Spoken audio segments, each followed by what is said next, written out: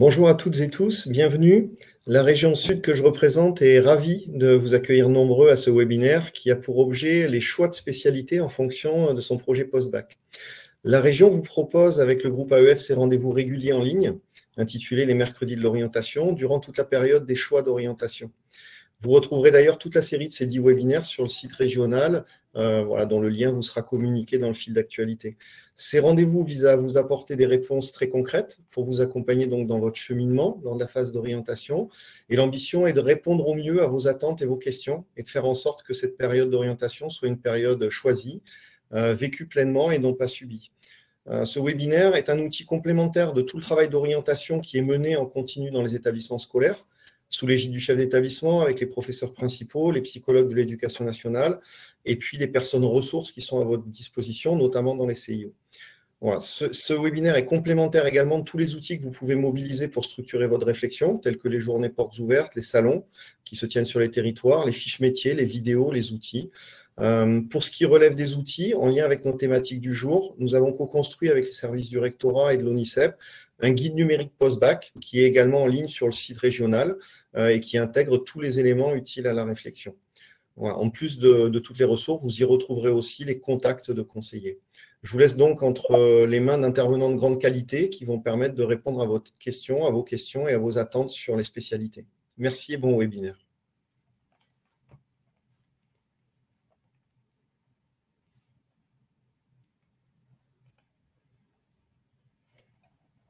Merci Marc pour cette présentation. Donc nous sommes ravis de vous accueillir aujourd'hui donc pour ce webinaire consacré au choix des spécialités en fonction de son projet post-bac. Donc j'ai le plaisir d'accueillir aujourd'hui donc Jean-Paul Ayalinck, qui est directeur territorial de l'UNICEF PACA, qui est accompagné d'Isabelle Sauroux, qui est responsable des données et de l'accompagnement pédagogique au sein de la direction régionale de l'UNICEF. Nous allons aussi entendre Monsieur Ali Douai, qui est chargé de mission orientation active au sein de l'Université Côte d'Azur, et Monsieur Boris Moralia, qui est directeur des études pour les classes prépa économiques et commerciales générales au lycée Notre-Dame de Sion à Marseille. Donc c'est vrai qu'avec la réforme du bac, les séries ont disparu pour laisser place à des profils plus personnalisés, des parcours colorés par le choix des spécialités et des options. Les élèves vont choisir à la fin de la seconde 3 spécialités et devront en abandonner une à la fin de la première année. De la première, pardon. Donc, c'est vrai que c'est intéressant de savoir comment ces lycéens ont choisi leur spécialité. Et je vais laisser la parole à Monsieur Ali Douai, donc qui est chargé de mission orientation active au sein de l'Université Côte d'Azur, qui a mené une étude auprès des lycéens pour savoir comment ils avaient choisi leur spécialité, quels étaient les critères qui avaient guidé leur choix. Donc, je laisse la parole à Monsieur Douai. Merci. Alors, rapidement, nous avons, alors sur le territoire des Alpes-Maritimes, nous avons interrogé, alors sans vraiment grande valeur scientifique, on l'a fait rapidement, environ 800 lycéens qui étaient en seconde au mois de juin dernier, pour leur demander, grosso modo, qu'est-ce qui avait présidé à leur choix de spécialité. Et ça nous a fait sortir, on s'y attendait un peu, 3 types de comportements, on va dire ça comme ça.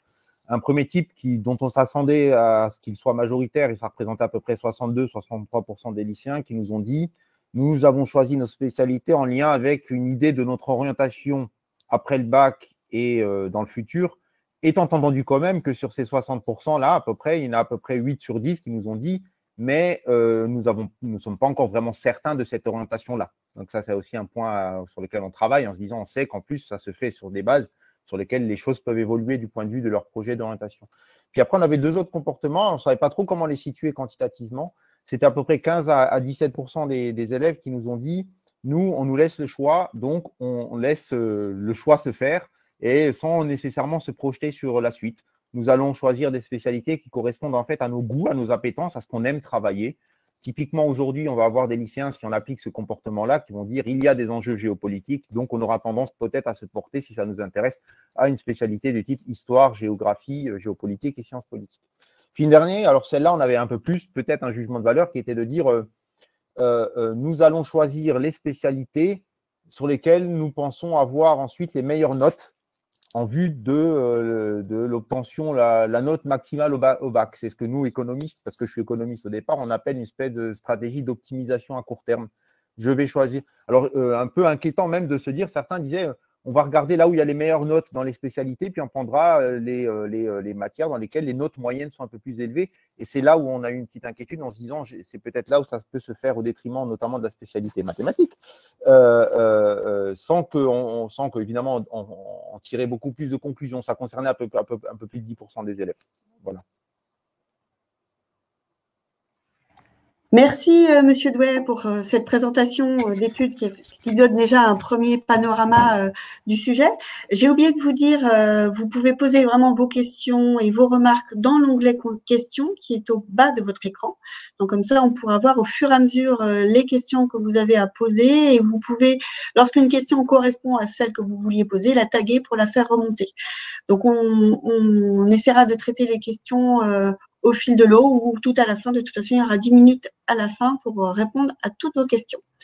Donc maintenant, je vais donner la parole à M. Ayarang et à Mme Sauron de l'ONICEP qui vont nous présenter les outils développés par l'ONICEP pour vous aider dans vos choix de spécialité et pour vous aider à vous projeter dans l'enseignement supérieur.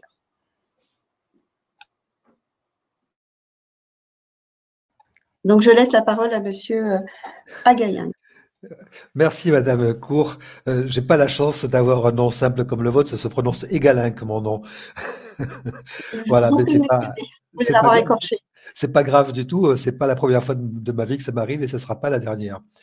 Donc effectivement, donc en tant que directeur territorial de l'ONICEP région Sud PACA, donc on va vous présenter l'outil et les quelques outils qui vont permettre de vous aider dans cette démarche.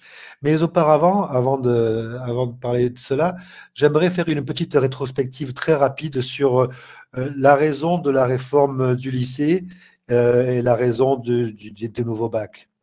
Donc, et notamment de quelque chose qui a eu lieu en 2018, qui était la loi ORE, Orientation et Réussite des étudiants, qui était notamment le plan étudiant.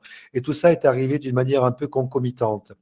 L'idée, c'était de casser ces séries S, E, S et L pour donner à la fois plus de choix aux jeunes lycéens dans leur parcours et aussi d'améliorer leur réussite en licence avec tout un tas d'actions qui ont été mises en place. Ce qui fait que je suppose qu'aujourd'hui, il y a un certain nombre de parents qui sont parents d'élèves de seconde ou peut-être de première. Donc, si vous êtes en seconde, bien, vous avez bien vu les changements par rapport à ce qui se passait avant. Et en première, vous avez déjà fait vos choix d'enseignement spécialité et il va falloir en abandonner un à la fin de l'année pour faire ce choix-là. Donc, l'objectif, c'était effectivement de casser cette notion de tuyau d'orgue et de permettre à chaque jeune d'explorer diverses possibilités, divers domaines et champs pour pouvoir peut-être mieux se connaître et mieux appréhender leur parcours. Voilà, donc je vais être très très bref là-dessus. Si vous avez des questions, n'hésitez pas à me les poser. En tant qu'ancien inspecteur extérieur, je pourrais y répondre. Mais je vais de suite donner la parole à Madame Sauron, qui, elle, pourra passer directement au vif du sujet, à savoir vous présenter les outils ONICEP. Juste avant cela, l'ONICEP, vous connaissez peut-être. Est-ce qu'on peut partager l'écran ? L'écran, voilà. Donc, l'adresse est très facile à trouver, c'est onicep.fr. Donc, il y a un site qui est très généraliste où on trouve tout un tas d'informations pour les élèves de collège, pour les élèves de lycée, après le bac, pour les équipes éducatives, pour les parents, pour ceux qui relèvent du champ du handicap, pour les métiers, etc. On trouve tout un tas de choses sur la voie pro, voilà. C'est vraiment un site très, très riche. Donc, l'adresse, c'est onicep.fr, c'est simple. Et là, ce qu'on va vous présenter principalement, c'est ce site qui s'appelle Horizon 21, qui est un outil vraiment spécifiquement dédié à l'objectif que nous nous sommes fixés aujourd'hui. Voilà. Isabelle, je te passe la main. Merci. Oui, bonjour à toutes et à tous. Alors effectivement, je vais vous présenter un focus sur cet outil donc, qui s'appelle Horizon 21, si on peut bien le mettre à l'écran. Et juste pour vous dire qu'effectivement, on peut y accéder via le site de l'ONICEP, www.onicep.fr, et on peut également y accéder très facilement et directement en le tapant sur un moteur de recherche de type Google. On tape Horizon avec un S21 et on arrive dessus également. Donc, c'est un outil qui fait partie donc, de nombreuses ressources élaborées par l'ONICEP et qui est à destination donc, des secondes et des premières principalement, et qui est donc un outil d'aide à l'orientation de par l'information et qui est donc accessible à tous et qui est gratuit. Voilà, petite précision. Donc, je vais vous montrer un petit peu la manipulation de cet outil. C'est un outil qui nécessite pour chaque jeune ou chaque parent qui le souhaite d'aller explorer les possibles. Donc, en fait, il faut s'accorder un petit peu de temps et y revenir plusieurs fois peut-être parce qu'on s'aperçoit que quand on clique sur quelque chose, on est amené en cascade à plein de résultats et à plein d'explorations. Donc, il faut prendre un petit peu de temps pour explorer. Et c'est vrai qu'en seconde, c'est bien parce qu'on commence justement à y réfléchir, à réfléchir à ce qu'on va faire après le bac. Et on passe par les choix des spécialités, mais ça amène après à réfléchir aux futures formations, aux futurs bacs et aussi au métier. Donc, il y a vraiment une information en cascade qui est proposée. Alors, je commence par exemple, on vous dit, est-ce que vous êtes en seconde, première, générale ou terminale? On va cliquer, par exemple, sur la seconde. Donc, je suis en seconde. Et est-ce que je veux poursuivre ma scolarité en première générale ou en première technologique? On va du coup cliquer sur la première générale pour faire un exemple. Donc, vous voyez, on vous déroule toutes les spécialités ici. Et vous avez un petit i comme information sur le côté gauche. Quand on clique dessus, on vous explique en quoi consiste la spécialité. Donc là, j'ai cliqué sur art et on vous explique en quoi consiste cette spécialité art. Il y a plusieurs modalités, plusieurs options. Il y a cirque, art plastique, cinéma, danse, etc. Je ne vais pas toutes vous les faire. Mais ce qui est intéressant, c'est qu'à chaque fois, on vous détaille, là, après biologie, écologie, on vous explique vraiment ce que c'est ces spécialités. Donc déjà, pour s'informer à ce niveau-là, c'est pas mal. Ensuite, on vous propose de tester des combinaisons. Donc, comme on vous l'a dit tout à l'heure, en seconde, vous devez choisir 3 spécialités, 3 enseignements de spécialité pour la classe de première. Donc là, on vous permet de faire un petit test. Alors, par exemple, je vais choisir art et je vais choisir art plastique pour vous faire un petit exemple. Et je vais choisir maths et physique-chimie. Voilà, j'ai mes 3 options. Ce sont 3 options qui me plaisent et je voudrais savoir qu'est-ce que je peux faire avec ça par la suite. Donc, voilà, on va nous proposer soit des formations, soit des métiers, en cliquant sur les petites croix plus sur la droite. Et vous voyez qu'il y a une sorte d'histogramme là qui se dessine en orange. Et là, on me dit, avec ce que j'ai choisi, là, ces 3 spécialités, on peut me conseiller d'aller dans un domaine sciences, technologies, ingénierie et mathématiques. Disons que c'est ce qui correspondrait le plus à mes choix. Mais rien n'empêche d'aller explorer le reste, évidemment, puisqu'on est en phase d'exploration et on s'informe. Donc là, je vais aller sur le petit plus. Et là, on m'offre 2 possibilités d'exploration. Soit l'univers des formations. Donc là, on me propose quelques licences, BUT, BTS, qui pourraient correspondre à ces choix de spécialité en première, pour faire après le bac, évidemment. Et on me propose aussi un univers de métier. Par exemple, avec ce que j'ai coché comme spécialité à faire en première, on me propose architecte, par exemple. Bon, c'est qui allie un petit peu voilà, les sciences et les arts avec ce que j'ai choisi. Donc, ensuite, on peut continuer à explorer encore. Comme je vous disais, ça nous amène à plusieurs étapes. Et là, pour aller plus loin, par exemple, sur les formations, je peux cliquer sur seconde, première 2001-2022, qui est un autre site de l'ONICEP. Donc, je clique là-dessus. Ça m'amène encore sur un autre site. Et là, je vais être aussi en phase d'exploration. Donc là, je découvre l'enseignement supérieur, par exemple. Et je peux cliquer, je vous prends un exemple, sur les attendus de Parcoursup, puisque c'est quelque chose qui, en général, inquiète pas mal les lycéens, c'est Parcoursup. Là, je ne vais pas vous parler de Parcoursup, mais je vais vous parler des attendus de Parcoursup. C'est-à-dire pour chaque formation sur Parcoursup, il y a des attendus qu'ont remplis les établissements scolaires. Donc, je clique sur ces attendus. Et là, voilà, on m'explique les attendus de Parcoursup. Je ne vais pas tout vous détailler parce qu'on n'a pas le temps de faire tout ça. Mais on vous dit où trouver les attendus sur la plateforme Parcoursup. Je ne sais pas si vous voyez bien, ça doit être tout petit, mais vous ferez ça chez vous. Et là, vous avez un lien direct, là où je vais cliquer, sur Parcoursup. Donc là, je clique. Et vous voyez, on est arrivé encore sur un autre site. Là, on est arrivé sur la plateforme Parcoursup. Donc, voilà, vous allez explorer et arriver en cascade à tous ces sites.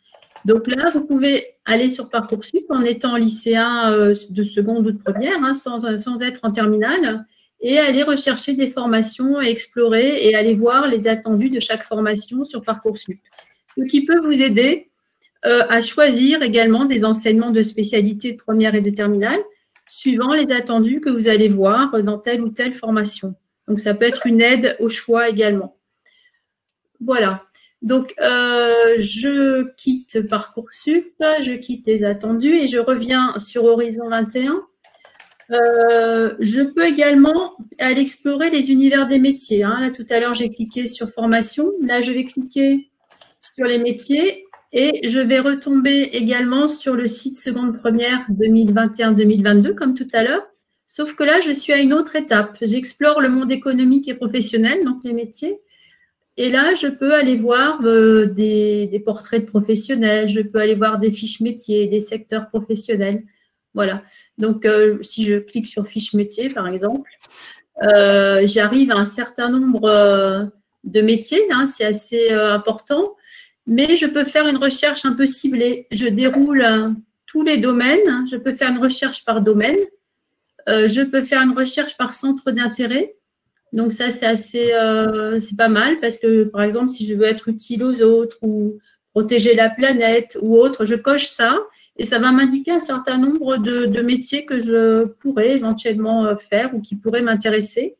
Je vais aller explorer ces métiers, etc. On est en cascade et je tombe sur l'établissement scolaire, les établissements scolaires qui proposent ces métiers.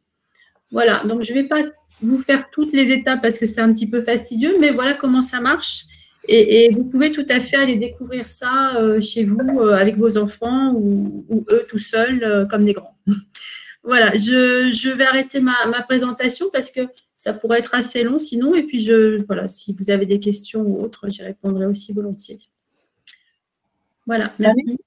Merci beaucoup, Monsieur Egalingue et Madame Sauron. Je vais laisser la parole à Monsieur Douai et ensuite à Monsieur Moralia qui vont nous expliquer un petit peu comment ça se passe dans l'enseignement supérieur, quels sont les critères qui sont privilégiés pour sélectionner les candidats.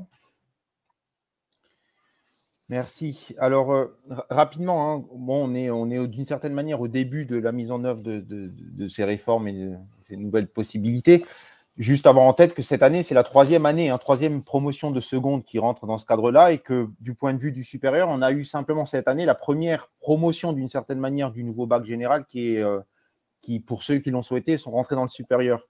Ça ne nous donne pas beaucoup de recul, mais un peu déjà. Et peut-être du coup, moi, c'est un peu mon rôle et c'est un peu le type de message que j'aime bien faire passer, peut-être donner des éléments qui permettent de relâcher un peu peut-être la pression, les crispations qui peuvent exister chez beaucoup de monde, chez les élèves, chez les parents, dans la communauté éducative de façon générale, les appréhensions aussi, parce qu'on a pu du coup travailler depuis le mois de septembre dernier sur un certain nombre de données, quels ont été les vœux qui ont été effectués par les élèves après, pendant leur terminale avec leur spécialité, comment ça s'est passé sur Parcoursup pour eux et quelles affectations dans le supérieur.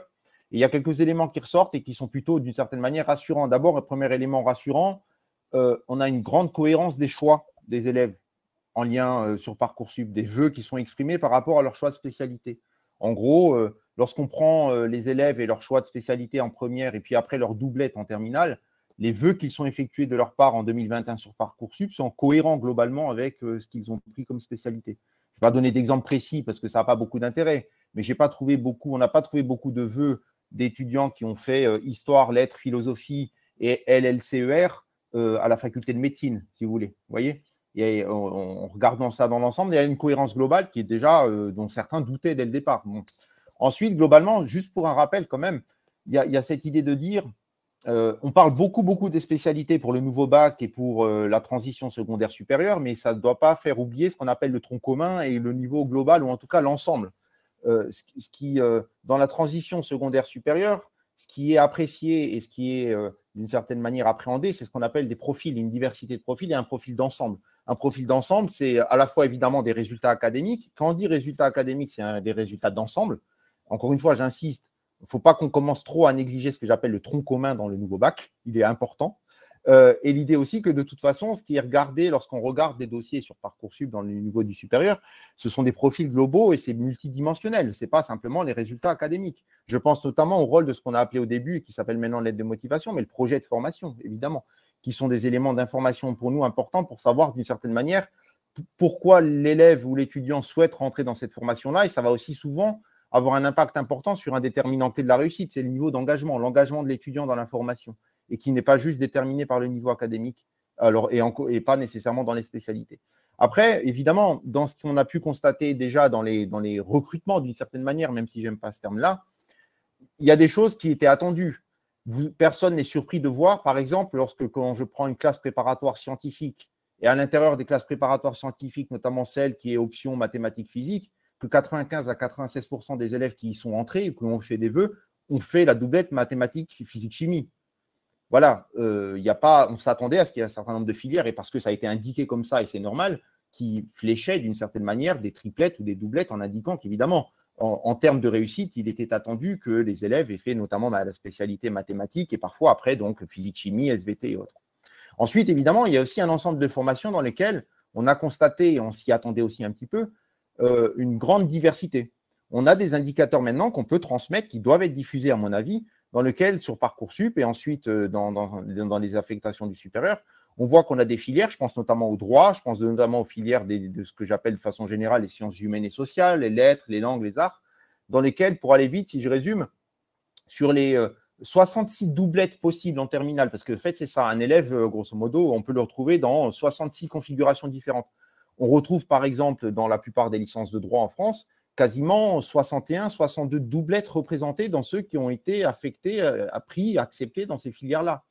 D'une certaine manière, le message que font passer un certain nombre de filières, ce qui est de dire ce qui compte, c'est le niveau global, voire même le tronc commun, au-delà des choix de spécialité, parce qu'il y a une diversité de compétences et une diversité d'attendus qui ne flèchent pas nécessairement des spécialités. Ce n'est pas du moins 10 ans, ce n'est pas de dire ça ne compte pas. L'idée de dire, c'est qu'en termes de réussite, nous avons des filières dans lesquelles, d'une certaine manière, déjà à l'époque, qu'on soit bachelier S, bachelier ES ou bachelier L, d'une certaine manière, la réussite était essentiellement une question de niveau global et une question d'engagement dans les études plus que de choix d'options, d'une certaine manière, ou de spécialité. Après, deux derniers points que j'ai envie d'indiquer quand même de façon positive, c'est que je prends les licences à l'université, par exemple. Nous avons tous, dans toutes les universités, beaucoup travaillé pour configurer un dispositif qui était préalable à la réforme du lycée, qu'on appelle le WICI, c'est-à-dire proposer à des élèves de rentrer dans des licences à condition qu'ils acceptent des dispositifs d'accompagnement à la réussite. Évidemment, nous les avons tous et toutes recalibrés par rapport à cette idée que la diversité des choix de spécialité amenait une plus grande diversité d'élèves aussi. J'ai multiples exemples, notamment en licence économie-gestion, dans lesquels on s'est dit, voilà, nous allons avoir des élèves, par exemple, qui n'auront pas fait de mathématiques en terminale. C'est nouveau. Ce sera essentiellement nouveau pour nous par rapport aux anciens bacs. Nous avons calibré des dispositifs qui font qu'un élève engagé d'un bon niveau global et engagé dans ses études, même s'il n'a pas fait cette spécialité de maths, pourra être accompagné pour pouvoir réussir. Globalement, l'idée est de dire la chose suivante. Une bonne partie des formations du supérieur sont friandes d'une certaine manière d'une diversité de profils. Et que, évidemment, ce qui prime, c'est la bienveillance. On n'est pas en train de monter des espèces de barrières qui feraient en sorte qu'on ait un aiguillage comme ça, ou des barrières qui soient montées contre certains profils. Évidemment, il faut affirmer des principes, il faut affirmer aussi des conseils d'une certaine manière. Mais le plus souvent, ça se fait en toute bienveillance. Ça, c'était, à mon avis, des points importants à mettre en avant. Merci beaucoup, Monsieur Douet, pour cet éclairage. Nous allons donner la parole à Monsieur Moralia, qui va nous parler un petit peu aussi de la façon dont ça se passe au sein de son lycée et des classes préparatoires économiques, commerciales et générales. Bien, bonjour à tout le monde. Je rejoins absolument les propos de Monsieur Doué. Il y a deux critères qui comptent, la motivation et l'envie de réussir de la part des élèves. Et puis ensuite, il y a forcément eh bien, la cohérence des choix. Et hormis certaines filières très fléchées en classe préparatoire, et en particulier les filières scientifiques, où là, clairement, vous ne pouvez pas vous dispenser d'avoir fait des sciences ou des mathématiques. Les autres filières, et là je parlerai pour les prépas économiques commerciales générales, mais aussi pour les prépas lettres et pour les prépas BL, la diversité des profils a été pour la première fois une vraie réalité dans ce premier recrutement. Puisque nous avons effectivement repéré différents profils d'élèves avec des options et des spécialités extrêmement diversifiées. Alors, il y a quelques règles, bien sûr, qu'il vaut mieux respecter si on veut se donner toutes les chances de réussir en classe préparatoire. Il est évident que si on veut faire une prépa ECG, donc économique, commerciale et générale, où les mathématiques sont enseignées, il est largement préférable d'avoir fait des spécialités de mathématiques ou des options de mathématiques en première et en terminale. Quand bien même on aurait arrêté les maths en seconde ou en première, on n'est pas véritablement éliminé. Dans la mesure où la réforme et les choix des grandes écoles ont été d'élargir les profils. Et donc, les mathématiques ne sont plus totalement déterminants dans la réussite au concours. Hein, pour vous donner une indication, donc les grandes écoles de commerce, il y a un nombre très limité de grandes écoles de commerce, ont fixé les coefficients, et il y a certaines écoles de commerce qui ont fixé un coefficient de 3 sur 30 en mathématiques. Ce qui veut dire qu'on n'est pas obligé d'être un spécialiste des mathématiques pour défendre ses chances dans une réussite au concours. Donc, je rejoins aussi M. Doué sur le fait qu'il faille prendre un peu de recul. Alors, je sais que ce n'est pas évident en tant que parent, ce n'est pas évident en tant qu'élève, mais il faut prendre du recul sur le choix des spécialités, parce que globalement, à part certaines filières très fléchées, je dirais que tout est possible, avec des conditions. Donc je parlerai pour les prépas commerciales et générales. On est en grand débat sur ces filières-là, puisqu'il y a deux options, mathématiques appliquées d'un côté, mathématiques approfondies de l'autre. Et il y a un débat sur le fait que est-ce qu'il faut prendre des élèves qui n'auraient pas fait maths pour pouvoir faire des prépas commerciales. Certaines prépas qui sont dans une logique de réussite des écoles les mieux classées vont imposer les mathématiques. Et là, il faut être clair, on ne réussit pas une entrée dans les 5 premières écoles, dans les écoles les mieux classées, sans avoir fait des mathématiques, parce que ce sont des prérequis et des attendus de ces écoles-là. En revanche, comme je vous ai dit, il y a une vingtaine de grandes écoles, il y a de la place pour les 15 autres écoles, sans forcément avoir fait de mathématiques. Donc, c'est un projet personnel qui se construit aussi. Et effectivement, quand on n'a pas fait de mathématiques, il faut choisir des classes prépa qui voudront bien vous accepter, mais qui ont mis aussi en place un dispositif d'accompagnement. Ça revient un peu à la stratégie de l'université de Nice, semble-t-il. Il est évident qu'on ne peut pas vous dire « venez, vous allez faire 8 heures de mathématiques », sans vous aider à vous en sortir, sachant que vous avez pris du retard. C'est pas parce qu'on part aussi du principe que c'est pas parce que vous n'avez pas pris les mathématiques que vous êtes forcément en grande difficulté en mathématiques. Vous pouviez avoir de bonnes notes en mathématiques, mais avoir fait des choix pour l'exploration, comme ça a été évoqué, avoir fait des choix par curiosité, et donc vous avez éliminé les mathématiques, mais sans forcément être totalement incompétent. Donc ça veut dire que ces compétences-là, avec un dispositif d'accompagnement, eh bien, ça sera jouable.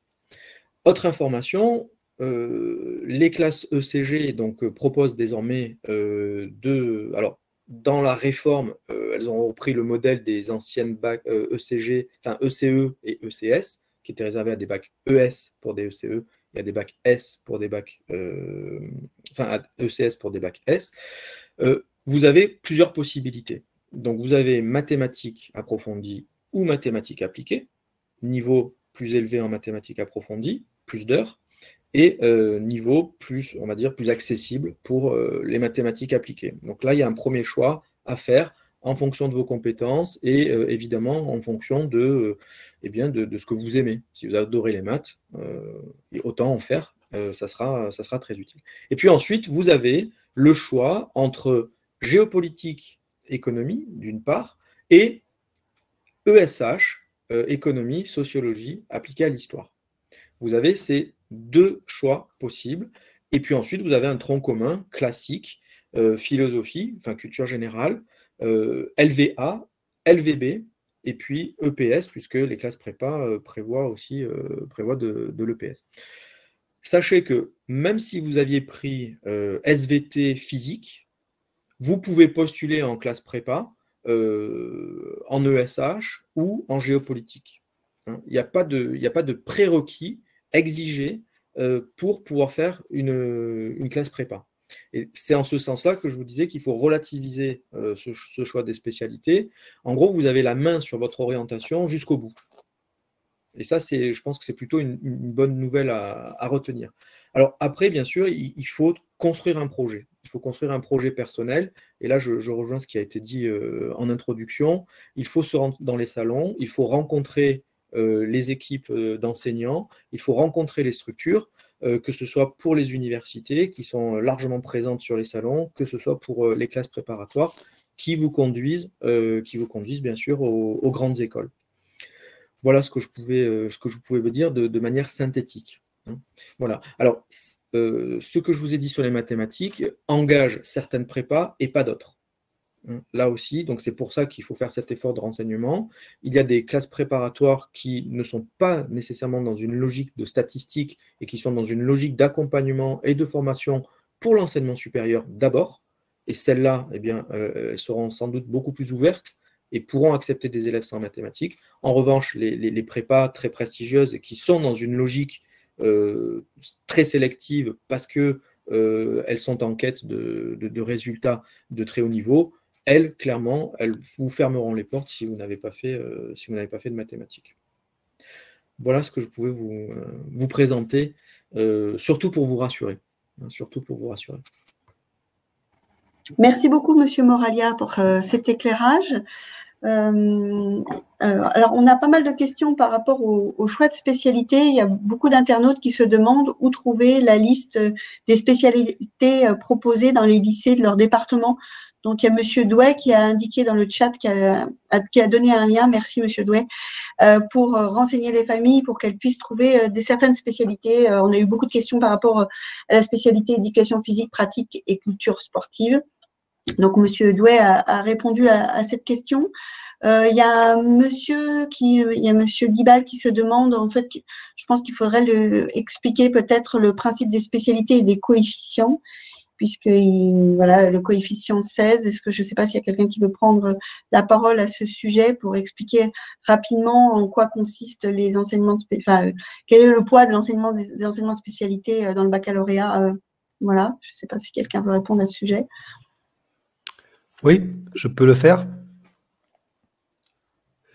Donc, dans le nouveau bac tel qu'il est conçu, il y a donc ce bac tient compte de deux choses. Tient compte du contrôle continu et tient compte donc des épreuves finales. Chacune des épreuves finales est coefficientée. Alors, je ne connais pas les coefficients par cœur, mais je vois que, voilà, ça y est, je les ai là. Le français, c'est 5, la philosophie, c'est 8, le grand oral, c'est 10, et en général, les épreuves de spécialité, donc, c'est 16, c'est le coefficient 16. Ceci, donc, pour la part qui rentre dans les épreuves terminales. Je pense que c'est tout, c'est des décisions qui ont été prises au niveau de la réforme du bac avec les coefficients. Et voilà, je ne sais pas s'il y a des questions autres. Merci, Monsieur Garinck, pour cet éclairage. Il y a beaucoup de questions par rapport à des parcours. Oui, mais Monsieur Douai qui répond parce qu'il y a des parents qui demandent quelle option abandonner. Donc, tout dépend effectivement de la réponse de M. Douai et fonction déjà des 3 spécialités qu'a pu prendre le jeune et puis surtout de son projet d'orientation pour voir ce qui sera le plus adapté. Ensuite, qu'est-ce qu'on a d'autre comme… donc, une personne demande si les spécialités sont-elles en contrôle continu. Cette année, exceptionnellement, normalement, il devait y avoir des épreuves de spécialité au mois de mars, mais qui ont été reportées au mois de mai. Donc, elles sont de facto, ça doit être les notes de contrôle continu de ces spécialités qui vont être prises, il me semble, dans les notes du baccalauréat. Je pense, j'espère ne pas me tromper en donnant cette réponse. Ensuite, on a des questions. Sur le poids des maths, évidemment, beaucoup de personnes se disent dans les commentaires que finalement, les maths restent parfois un peu privilégiées par l'enseignement supérieur. Donc ça, je pense qu'on peut, au regard de ce qui s'est dit, dire que oui, dans certaines filières, c'est important, mais dans d'autres, on peut, comme M. Moralia l'a souligné, aussi réussir un parcours en classe prépa économique sans forcément avoir fait des maths jusqu'en terminale.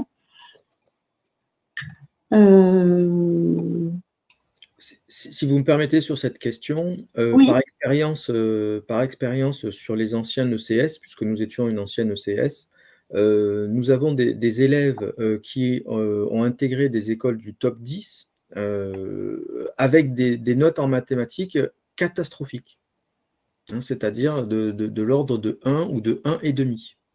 Alors après, ça interroge sur les finalités des grandes écoles, bien sûr, mais clairement, ces élèves-là ont pu faire une prépa en étant fragiles en maths, ont pu intégrer une grande école avec des niveaux de mathématiques difficiles. Alors, comme je l'ai précisé dans les réponses, il est évident que ce projet-là ne peut se construire que si on est solide à côté. Il est évident que si on est moyen partout et qu'on est faible en maths, ça ne marchera pas. Ça, c'est une évidence. Mais en compensant les fragilités en maths par d'autres matières, c'est largement jouable. Voilà. En revanche, là aussi, il faut être très clair, pour les 5 premières écoles qui sélectionnent avec les mathématiques, il est évident que l'on choisisse maths appliquées ou maths approfondies en ECG, il faut un niveau de maths très convenable. Ça, c'est une évidence. Merci Moralia. Il y a une question d'une dame là par rapport à…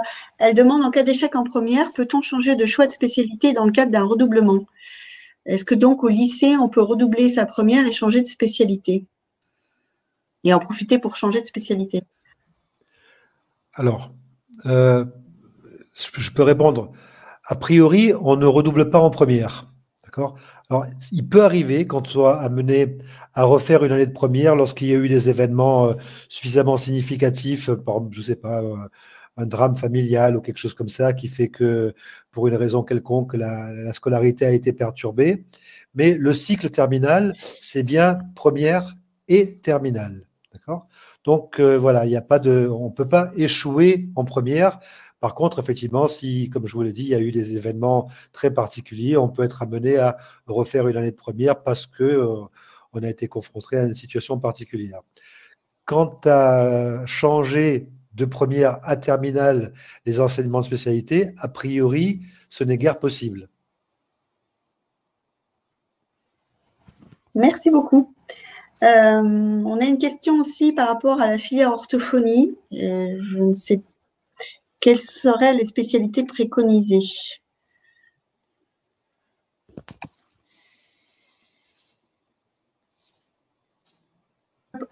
Je pense que peut-être le plus simple pour répondre à cette question pour l'orthophonie, c'est parce que vous pouvez accéder dès maintenant sur le site de Parcoursup sans être inscrit, dès la seconde, enfin dès maintenant, c'est ouvert à tout le monde. Et dans la carte des formations, si vous tapez orthophonie, vous allez pouvoir regarder les attendus et les spécialités recommandées si elles sont spécifiées. Je pense que c'est peut-être la façon la plus simple dans un premier temps de répondre à votre… voilà. Oui, sur Parcoursup, en tapant orthophonie, c'est marqué les attendus. Et évidemment, il faut être bon en français, avoir une bonne note au bac de français. Voilà, en priorité. Merci, Madame Sauron. Je peux dire un mot peut-être sur orthophonie, mais parce qu'en fait, ça en touche… il y a eu là, en tout cas l'an dernier, en gros 3 points enfin, je ne veux pas dire de tension, mais en tout cas sur lesquels il y avait des attentions particulières autour de domaines des études en santé de façon générale, au-delà de la réforme en elle-même, et je n'inclus pas nécessairement orthophonie dedans, mais un peu quand même. Disons que de ce point de vue-là, les choses sont un peu plus ouvertes qu'on ne le pensait, on va dire ça comme ça, en termes de choix de spécialité. C'était le deuxième point de tension autour de la place des mathématiques. Disons que les triplettes et surtout les doublettes ensuite qui ont été assez majoritaires sur Parcoursup et puis après dans les recrutements, il y a toujours une discipline scientifique qui est au cœur, on va dire ça comme ça. Si ce n'est pas les mathématiques, c'est la physique ou la chimie. Si ce n'est pas la physique ou la chimie, c'est les SVT. Puis après, quand même, avec une assez forte diversité autour. Si je prends l'exemple aussi de ce qu'on appelle les IFSI, les instituts de formation aux soins d'infirmiers, ça vous paraîtra peut-être curieux, mais l'une des doublettes de terminale majoritaires, à la fois dans les vœux et dans les recrutements, c'est SES-SVT. Pour vous montrer un peu cette ouverture, cette diversité-là. Mais il faut d'une certaine manière une discipline dite scientifique dure dans la doublette. Voilà, et à afficher un bon niveau. C'est ce qui semble ressortir des premiers. Voilà. Pour vous donner un ordre d'idée, en médecine, enfin dans ce qu'on appelle PASS, on va dire ça comme ça, la réforme de PASSES, la doublette majoritaire et même majoritaire absolue, c'est physique, chimie, SVT. Alors que beaucoup attendaient à ce que ce soit mathématique. Voilà. Merci, Monsieur Douai. On a pas mal de questions par rapport aux mathématiques, par rapport aux maths complémentaires. Mais là, je pense qu'il faut vraiment vous renseigner sur Parcoursup, aller aux journées portes ouvertes pour poser les questions, pour avoir une réponse précise. C'est Monsieur Moralia qui a répondu aussi.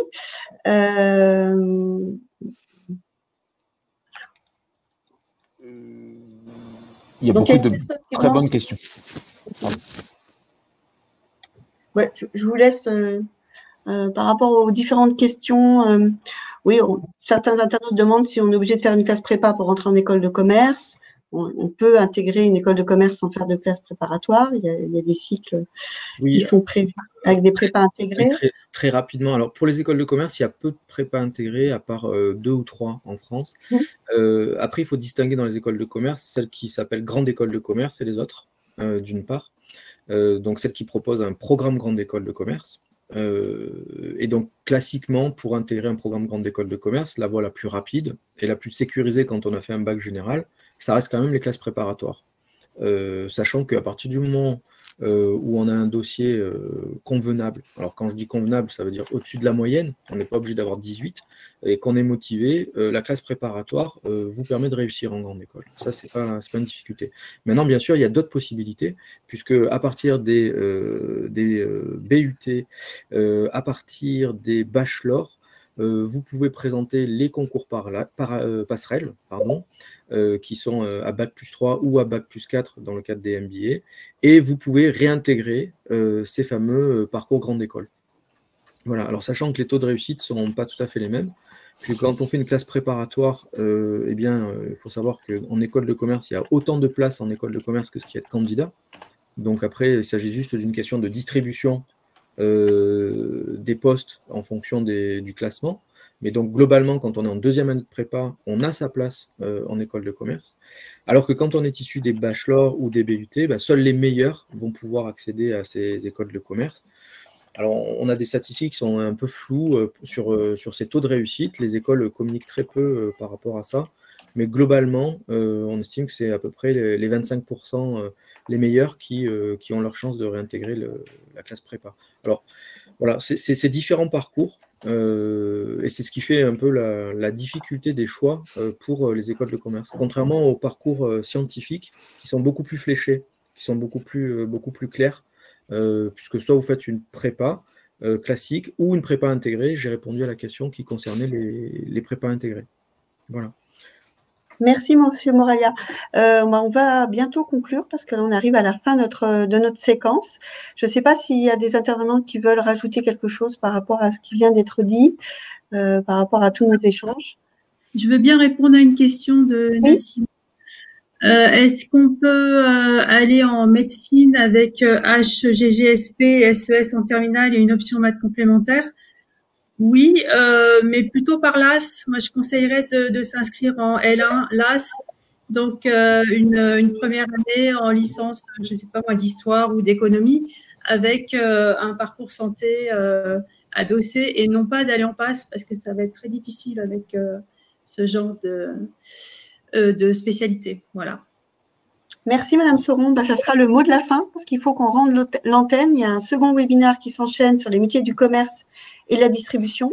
Ben, je vous remercie tous beaucoup pour ces échanges, pour cette information précieuse. Et à très bientôt. Merci beaucoup à vous. Merci. Au revoir. Merci. Au revoir. Au revoir. Merci beaucoup. Merci, au revoir.